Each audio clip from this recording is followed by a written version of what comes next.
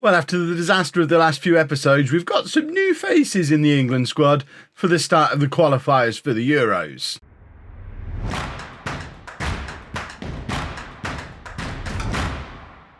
Hello and welcome to part 15 of It's Coming Home. Not that one. I'm Kev, and coming up on today's episode, we have the first two qualifiers for the European Championships next summer. We're at home against Wales and away against Turkey. This is the group that we've got: Moldova, Northern Ireland, Turkey and Wales. No Ireland this time. I don't know what we'll do not playing Ireland for a year, but I guess Wales and Northern Ireland are both fairly close by, so we're still going to have some similarly short trips to the ones that we've been having over the last couple of seasons. But I did promise new faces in the squad. So let's have a look at the squad, meet some of the new faces, some of the unfamiliar names that we've got knocking around the squad. I think we met Charlie Travis before, but Ishmael King is definitely a new face. He's a youngster who's come through the Chelsea youth system. He's out on loan at Bristol City this year. He's another one who's barely played a Premier League game. He did have, in fact, no, to be fair, he played for Bristol City in the Premier League last year, but has tried to get into the Chelsea team this year, not really got there, and has gone back out on loan to Bristol City at Christmas and been noticed. So he's in the squad. Ishmael King is in as a new right back for us. Nix is injured today, so we've got a couple of new faces in midfield. Firstly, we've got Kingsley Stone, who's 27 years old. He plays for Wolves. He's been playing for Wolves since, he's had some big transfers over the last few years. It's probably a man who's going for that kind of money, probably deserves a little bit of time in the England squad.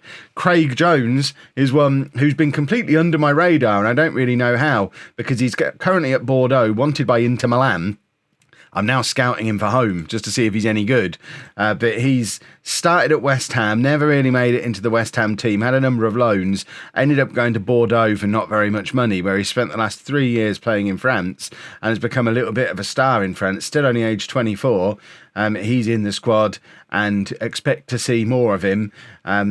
And then we'll still only have one Thompson in the team as well. So all of that, plus a slight knock to John Goff, who I'm not going to risk injuring him for club football.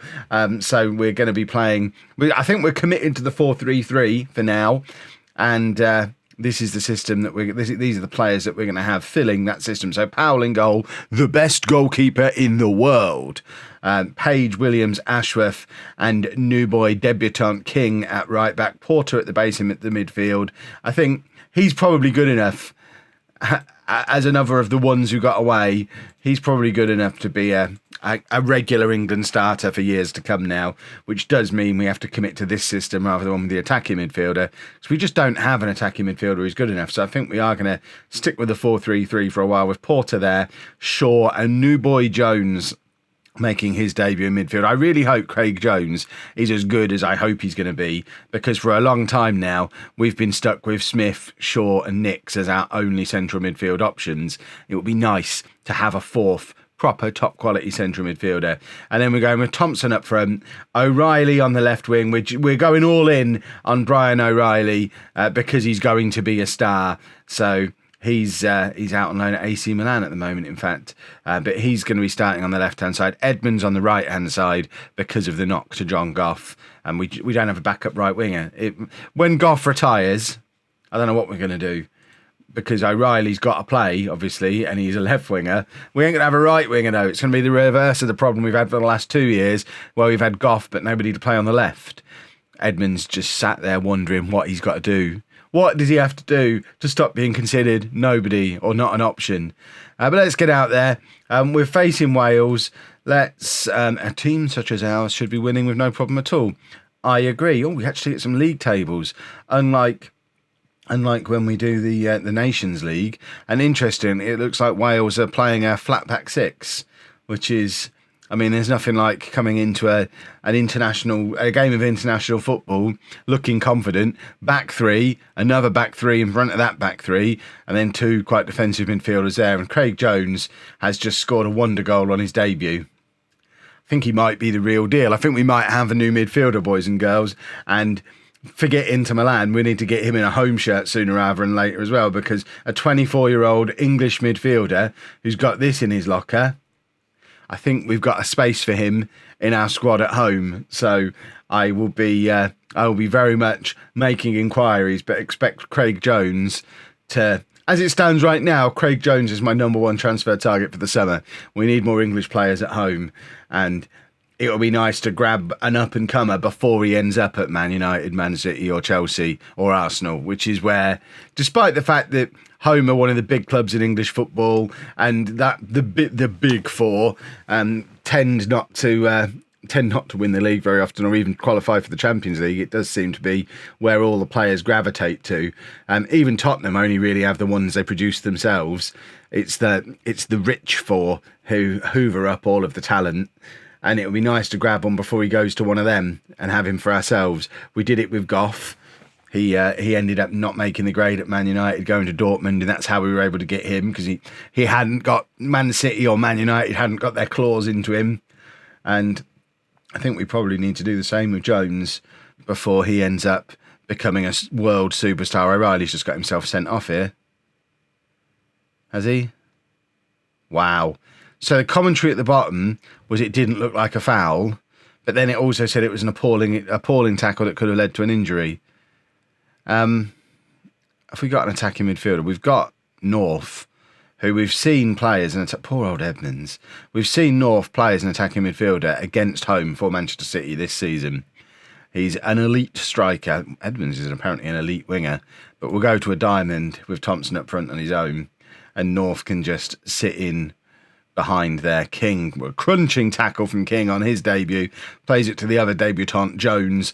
And here's North. We haven't seen much of Kavanagh North. He's been the man who's not really got his opportunity under me as manager, but Ishmael King has an assist on his debut.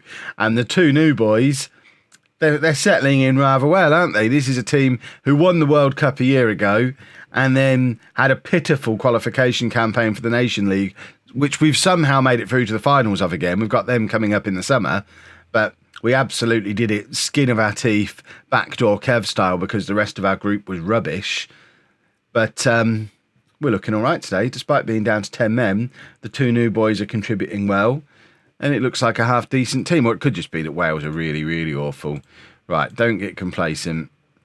We do need to keep an eye on a few of these players, because I think the next game in the second half of this episode is probably the big one. Looking at the rest of the group, we're away in Turkey.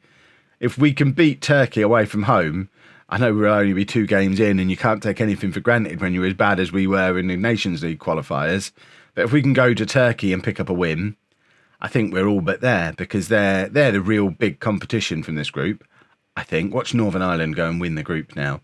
But I would assume it's going to be between us and Turkey. So a win away against them would be massive. Thompson now through on goal. That is not a typical Welsh name. I've just realised we're playing against Wales and they have a guy called De Vulktin. They've got Stephen Penny playing for them. A home youngster. He's got 40 caps for Wales.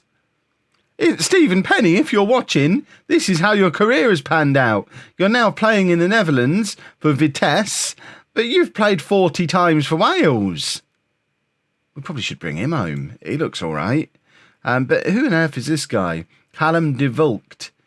De Vulkt. I mean, he is actually I think he is Welsh. Perhaps it is a Welsh name. Is that a Welsh name? He's played 10 games in his career.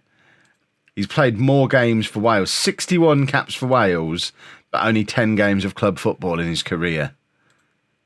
I don't know if I'd be particularly satisfied with that as a career if I was Callum De Vulkt. But what do I know? Right, let's continue. Stephen Penny's going to score now because we've highlighted his name. I can't believe Stephen Penny has played 40 times internationally. That's awesome. We might need to bring him home.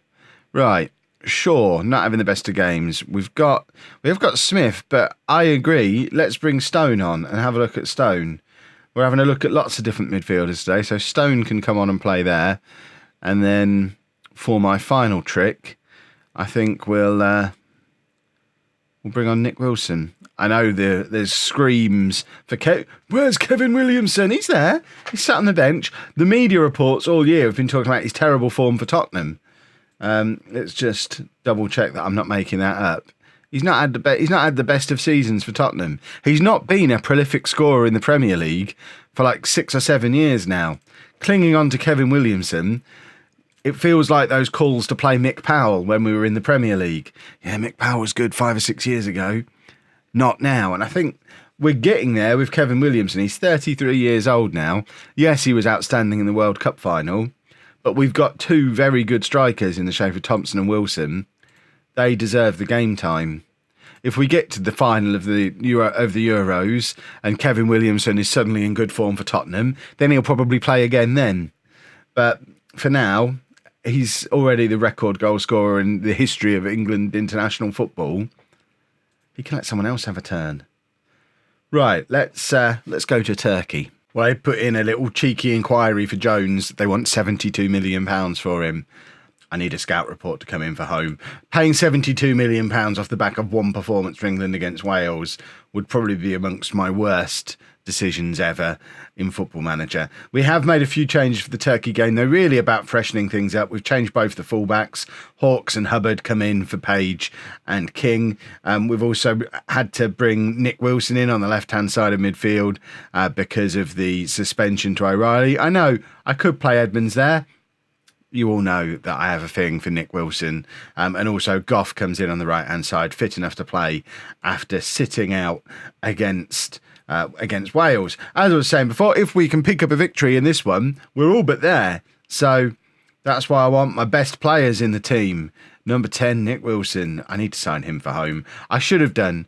I will tell the story until the day I die. We could have signed Nick Wilson for £28 million, but at the time it was a lot of money, and I decided not to. He would be a legend of this series now, of the home series. He would be an absolute legend. He'd have been playing for home for 6 or 7 seasons at this point.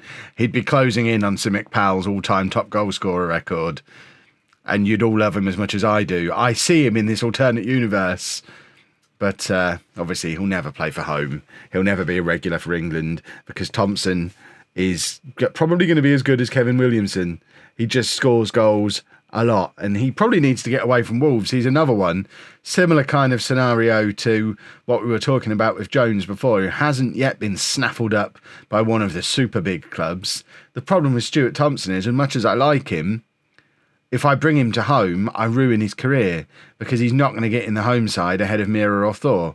So he'd be there as a third striker option, which is absolutely not what he needs when I'm grooming him to be England's number 1 striker. Williams trying to make up for the spectacular own goal that he scored in the last episode with a free kick from the edge of the area to little effect. We've got another team playing a flat back 6 today. It's a slightly different shape of flat back 6, a 4 with 2 defensive midfielders in front of them. I guess it is quite flattering that teams feel the need to play effectively 6 defensive players against us. The best goalkeeper in the world there, showing why he's the best goalkeeper in the world. His form has picked up immensely ever since I declared him the voting committee declared him the best goalkeeper in the world, and I've embraced that, and he's suddenly got any good. Thompson is in again here. That was a lovely little cheeky tap from Thompson that deserved to end in a goal because it completely threw the goalkeeper off. The keeper's expecting him to whack it across goal the way we're all told when we're kids. Thompson tried to be fancy. Goff, that's brilliant from Goff, and that's a lovely goal from Shaw. All credit has to go to John Goff here because this is, it was a decent finish from Shaw as well, so maybe not all credit, but this is a sensational piece of play from Goff. Goff picks the ball up here and just dinks past his man, creates so much space, but then does it again. He's drawn 3 players at him here, the same 3 players at him there, and it's taken 3 players to try and get the ball off John Goff twice. They failed twice, and it gave Shaw all the time in the world to just pick his spot and put England 2-0 up. That's why John Goff was worth £113 million for home. Right, I am very pleased with your performance so far. Keep it up. We are going to take Goff off in the next 10 minutes or so. It's one of the reasons why Edmonds didn't start, because I fully intend to have him on for Goff fairly early on in this match, because we need to keep Goff fit for home. We're 2-0 up now. He's done his job. He's created his goal. Let's get him off. Williamson. No, Williams. It's not the time for Williamson to come on, but Edmonds can come on for Goff. Elite winger for elite winger. What a lovely situation to be in as England manager. All these elite players. What Liverpool need to do to help us out is start playing Edmonds on the right-hand side a little bit, because he can use either foot. He's natural with either foot. He's an inside forward when he plays on the left-hand side. Just get him out playing on the right wing for half a season. Get him used to it so that he can naturally do it for England. That would be lovely. Hubbard, not playing very well. King's going to come on and make his second appearance for England, because Hubbard, I don't know if he's panicking because there's finally some competition for his position that's not John Goff.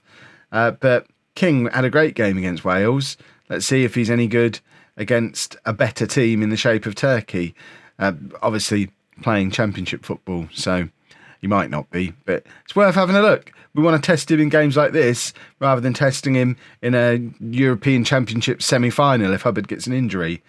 Right, big ball forward. There is King, and it's an immediate return for Thompson to chase onto, and Ishmael King's got his second assist in an England shirt.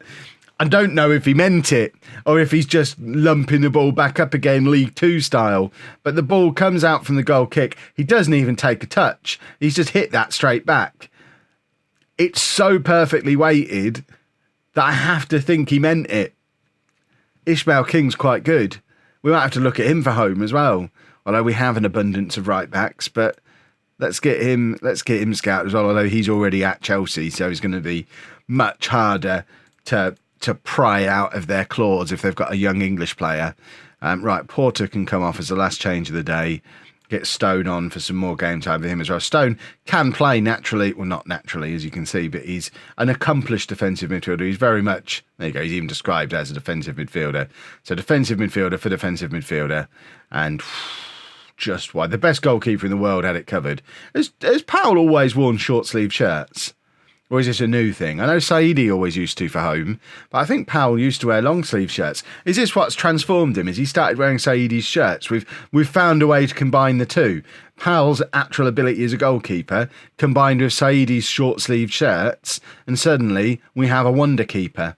Edmonds plays it to King. King just, that clearance makes me question a little bit whether he meant the first one that led to the goal. But we've just beaten Turkey 3-0 away from home. We're looking very good for qualification for the Euros already. And we've got some good new young talent in the team. So, all in all, I would call that a successful episode and a successful international break. And we're back for a few more days with home now. In fact, we've got the rest of the season with home coming up. So it could be, if we go all the way in the Champions League, you could have another 5 or 6 home episodes before we're back with England for the Nations League finals in the summer. But that is when we will return with England, because we don't have another international break now this season.